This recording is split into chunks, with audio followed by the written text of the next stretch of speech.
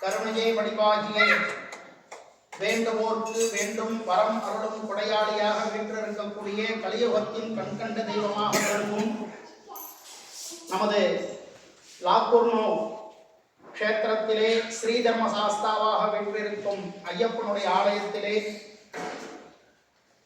வருடா வருடம் நடக்கக்கூடிய விசேஷமான மாதாந்திர உற்சவங்கள் நாளன்னைய தினம் ஆனி மாதம் மிதுன மாசம் என்று சொல்லக்கூடிய மிதுனத்திலே சூரிய பகவான் எழுந்தருளக்கூடிய காலங்கள் ஒரு மாத காலம் புதனுடைய வீடானது ஒவ்வொரு மாதத்திற்கும் ஒரு தனி சிறப்பு விசேஷமான பூஜை முறைகள் நமது ஐயப்பனுடைய ஆலயத்திலே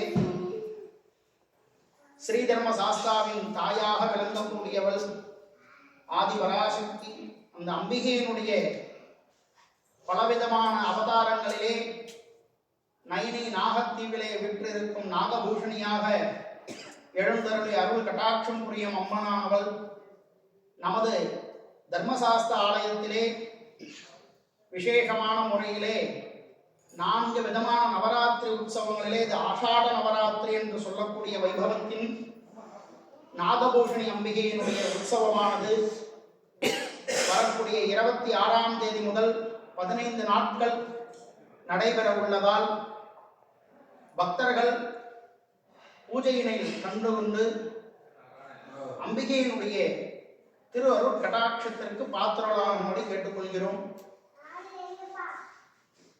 ஒரு சில அன்பர்கள் பதிந்திருக்கிறார்கள், தங்களுக்கும் வாய்ப்பு இருக்கிறது, பூஜை பண்ணணும், நம்மளும் அம்பாளுக்கு பண்ணி அருள் கடாட்சத்தை பெறணும் அப்படின்னா மண்டலத்துல ஐயப்பனுக்கு செய்யறது ஒரு விதமான பலன். அது ஒரு மண்டல காலம் இருந்து சுவாமி கிட்ட கேட்டு வாங்கக்கூடிய வரங்கள். அந்த மண்டலம் பூர்த்தியானது நெய்யபிஷேகத்தோடு அந்த விரதமானது பூர்த்தி ஆகிறது. இந்த அம்பாளுடைய அருள் கடாட்சம் வாங்கணும் இல்லையா, அப்ப அம்பிகையினுடைய அருள் கடாட்சம் சமஸ்த விதமான தோஷங்களும் நிவர்த்தி அடையும். இவ்வளவு காலம் இதை சொல்லலையே. இப்ப ஒரு சில விஷயங்கள் கலியுகத்துல அதிவேகமாக செல்லக்கூடிய காலங்கள். கலியுகத்தினுடைய தர்மம் தர்ம ரக்ஷகன் கையில இருக்கு. அந்த தர்ம ரக்ஷகனானவர் தர்மசாஸ்தாவுடைய அருட்படையில் இருக்கார். இந்த ராகு கேது என்று சொல்லக்கூடிய 2 பெரும் கிரகங்கள். ராகுவானவர் சனி பகவானுடைய வீடான கும்ப ராசியிலே பிரவேசிக்கிறார். கேது பகவானவர் சிம்ம ராசியிலே சூரியனுடைய வீட்டில் பிரவேசிக்கிறார். இப்ப பாத்தீங்கன்னா பஞ்சாங்கங்கள்ல பாத்தீங்கன்னா இப்ப எல்லாமே யூடியூப் எல்லாமே வந்துடுது. பஞ்சாங்கங்கள்ல கிரக நிலையை பார்த்தீங்கன்னா அந்த ராகு கேதுக்குள்ளதான் சந்திரனை தவிர எல்லா கிரகமும் இருக்கு. இந்த பிளைட் கிராஷ் ஆகிறது, விமானங்கள் இல்லாம கப்பல், தரைதளம், ஜலம், எல்லா விதமான கண்டங்களும் வரும். சூரியனுடைய வீட்டுல கேது பகவான் சாரம் வாங்கியிருக்கார். இந்த வருடத்தினுடைய விஸ்வாச வருஷத்தினுடைய ராஜாவானவர் சூரிய பகவான். அப்ப அந்த ராஜாவுடைய வீட்டிலே கேது பகவான் இருக்காருன்னா ஆன்மீகத்தால மட்டும்தான் இந்த கலியுகத்துல இருக்கக்கூடிய இடர்பாடுகள்ல இருந்து நம்ம தப்பிக்க முடியும். அப்ப அந்த கேது பகவானானவர் வீரியம் ஜாஸ்தி, ஞான மார்க்கம், மோட்ச மார்க்கத்தை கொடுக்கக்கூடியவர். கொத்து கொத்தா மக்கள் மடிகிறது இதனாலதான். அப்ப இந்த ராகு பகவானானவர் விஷத்தை கக்கக்கூடிய கிரகம். கும்பராசியில ஆயுள்காரகன்னு சொல்லக்கூடிய சனி பகவானுடைய வீட்டுல இருக்கார். ஆகையால இந்த மாதிரி காலங்கள்ல ரொம்ப ஜாக்கிரதையா இருக்கணும். ஆவணி மாதத்திற்கு பிறகுதான் சூரியன் புரட்டாசி மாசம் சிம்ம ராசியிலிருந்து கன்னியா ராசிக்கு பிரவேசிப்பார். அவர் வந்த பிறகுதான் பின்னாடி புத பகவானானவர் பிரவேசிப்பார். அவருக்கு பின்னாடியே சுக்கிர பகவான் வருவார், செவ்வாய் பகவான் வருவார். இந்த கிரகங்கள் ராகு கேதுக்குள்ள இருந்து வெளில வரும். ஆனா பெரிய கிரகங்கள் யாருன்னு பார்த்தீங்கன்னா சனி பகவான் 2 வருட காலங்களுக்கு ஒரு முறைதான் ஒரு ராசியில இருந்து பிரவேசிப்பார். குரு பகவான் 1 வருட காலம் இருப்பார். அப்ப இந்த குரு பார்க்க கோடி நன்மை. குருவனுடைய பார்வையால அதை தடுக்க முடியும் பெரிய கண்டங்கள்ல இருந்து. ஆனா அவரும் போய் பாதகாதிபதினு சொல்லக்கூடிய புதனுடைய வீட்டுல இருக்கார். அப்ப நடக்கிறது நடந்தே தீரும். சுவாமியினுடைய அருட்கொடையால கொஞ்சமா தப்பிக்கலாம். இதுக்கு என்ன பண்ணணும் அப்படின்னா, கேதுவனுடைய அதிபதி கணபதி. இன்றைய தினம் சங்கடகர சதுர்த்தி. ஒரு மாசமும் சங்கடகர சதுர்த்தியில விநாயகரை வேண்டி பிரார்த்தனை பண்றது. அது என்ன, ஆவணி மாசத்துல வரக்கூடிய சதுர்த்தி மட்டும் தேய்பிரையில வர்ற சதுர்த்தியை எடுத்து கொண்டாடுறோம். வளர்பிறையில ஒரு மாதமும் சங்கடங்கள் நிவர்த்தி ஆகிறதுக்கு பௌர்ணமி முடிஞ்சு வரக்கூடிய சதுர்த்தி சங்கடகர சதுர்த்தி. சங்கடம் ஹர அப்படின்னாலே நம்மளுடைய மன சங்கடங்கள் நிவர்த்தி பண்றதுக்காகவே தான் அந்த சங்கடகர சதுர்த்தி விரதம் வந்து நிலவ தரிசனம் பண்றது.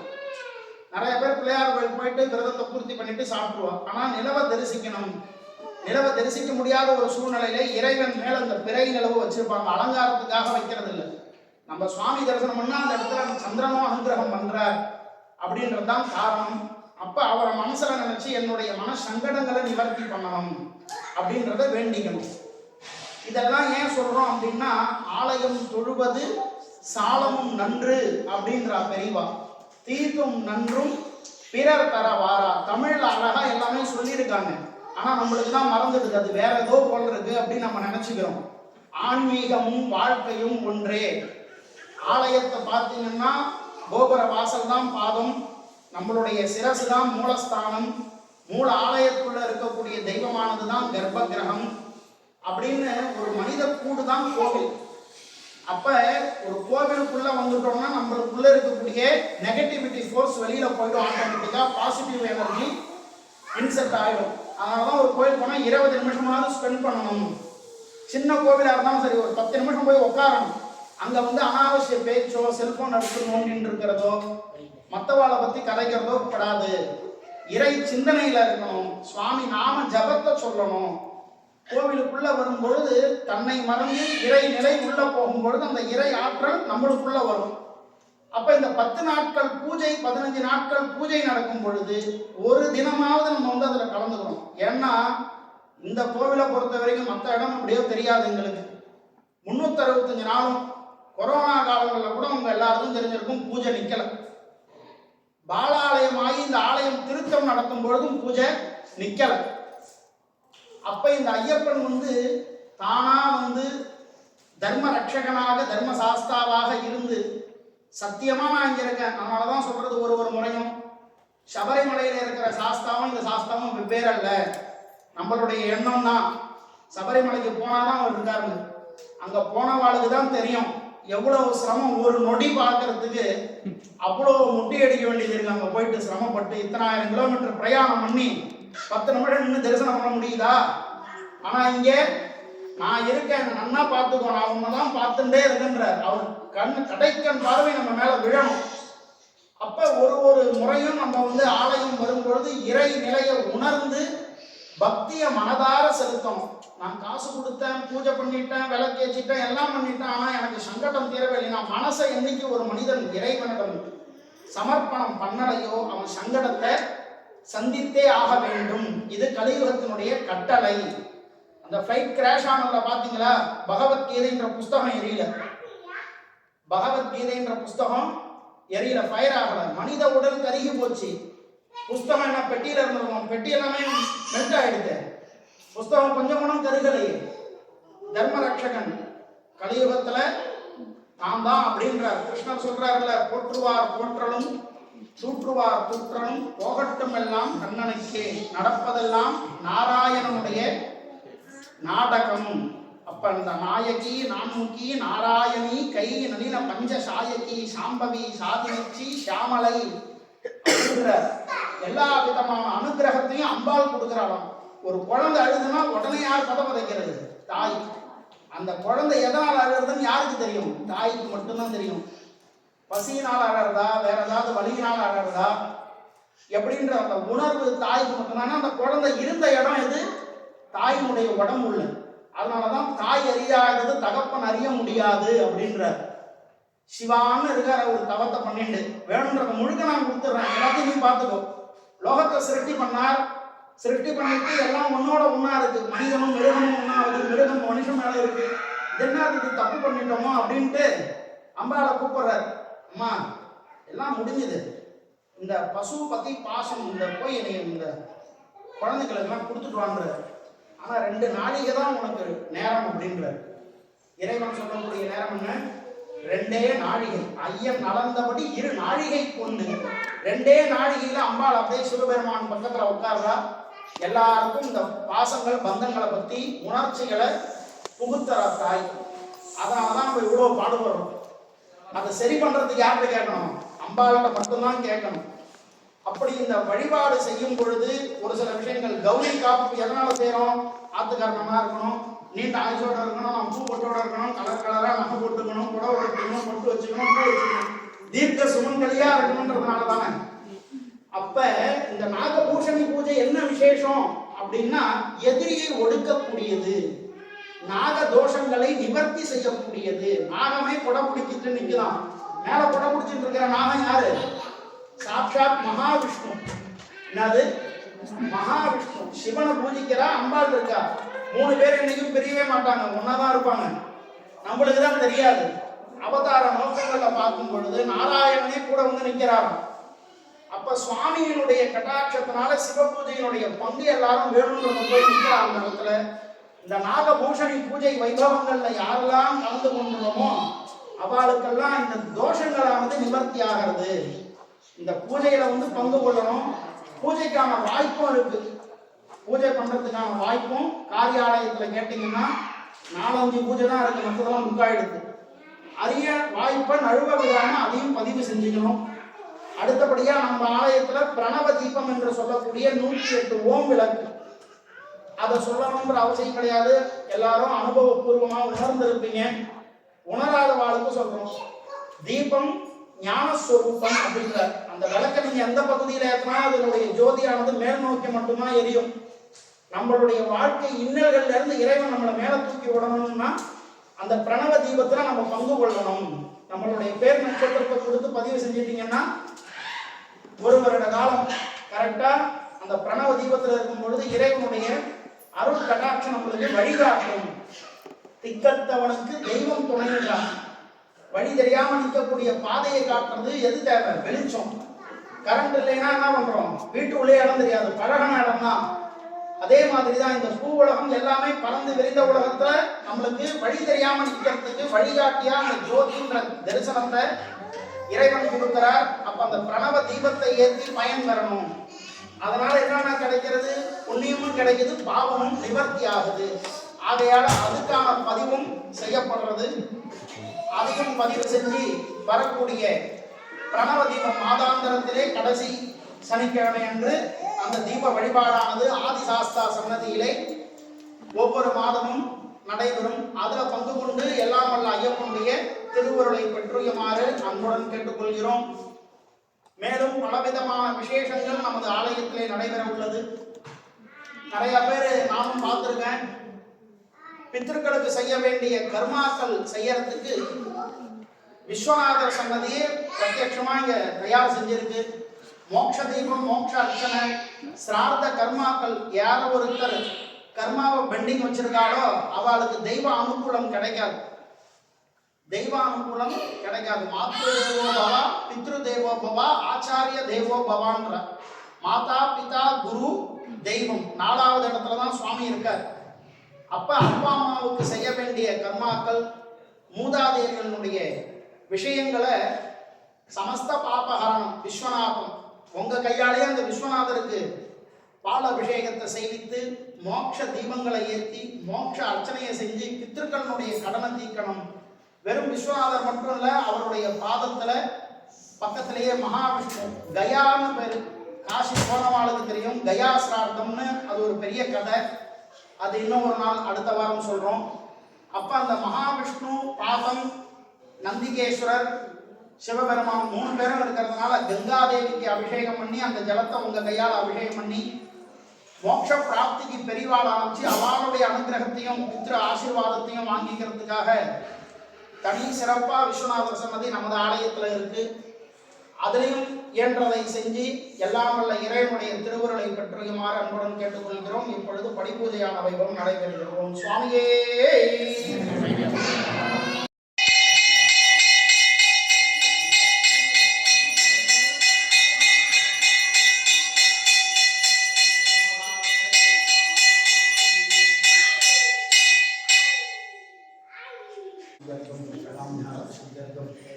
श्रीकंठनाथ स्वामिनः प्रेणिकायमानां सहकुटुम्बानां बन्धुमित्राणां स्नेहितवर्गाणां क्षेमारोग्यता सिद्ध्यर्थम् इष्टकाम्यार्थसिद्ध्यर्थं धर्मशास्त्रस्वामिनः सर्वानुकूल्यमय प्राप्तिफलदा सिद्ध्यर्थादि अष्टोत्तर शरणघोषार्चनाम् अद्य कारयिष्ये।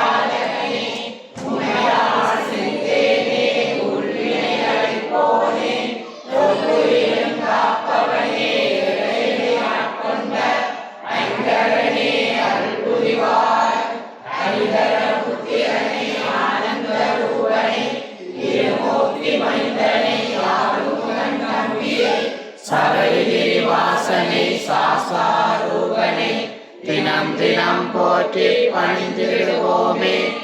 ஐயப்ப தேவன் கவசமிதனை அணிதினம் சொல்ல அல்லல்கள் ஒழியும். தினம் தினம் துதிக்க தீரும் வினையெல்லாம் நாடியே பொருளும் நலமும் தருமே. வடிவால் பரமா நமோ நமோ. கங்கரன் சோதரா ஐயப்பா நமோ நமோ. பொன்னம்பலத்துறை புண்ணியா நமோ நமோ. புலிப்பாலிந்த புண்ணியா நமோ நமோ. சுரிதாரமுடைய சுந்தரா நமோ நமோ. மைச்சை மாத்தாண்டா மணிகண்டா நமோ நமோ. சபரிகிரிவாசா சரணம் சரணம் சத்தியகுருவா. சரணம் சரணம் சர்வதயாளா. சரணம் சரணம்.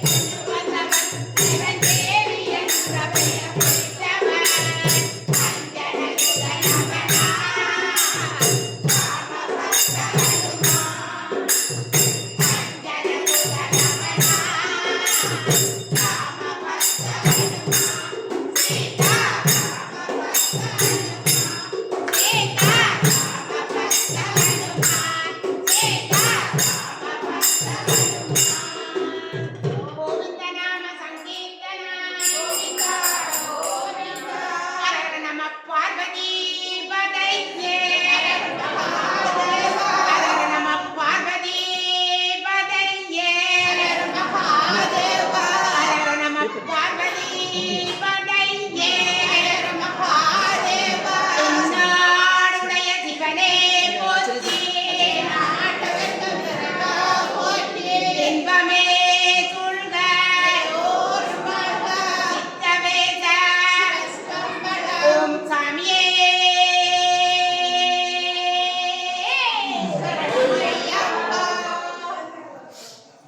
USB driver mode.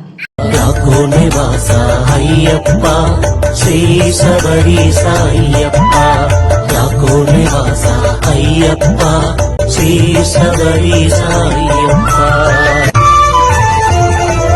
அடிக்கடி சொல்லும் திருநாமம் ஐயப்பன் திருநாமம் நாமும் அடிக்கடி சொன்னால் வாழ்வினிலே ஐயப்பன் அருள் கூடும் உன் பேர் சொல்ல சொல்ல உற்சாகம் பிறக்கிறதே ஐயப்பா குந்தனுக்குள்ளே ஏதேதோ சக்தி இருக்கிறதே ஐயப்பா யாக்கோ நிவாசா ஐயப்பா ஸ்ரீ சபரீச ஐயப்பா யாக்கோ நிவாசா ஐயப்பா ஸ்ரீ சபரீச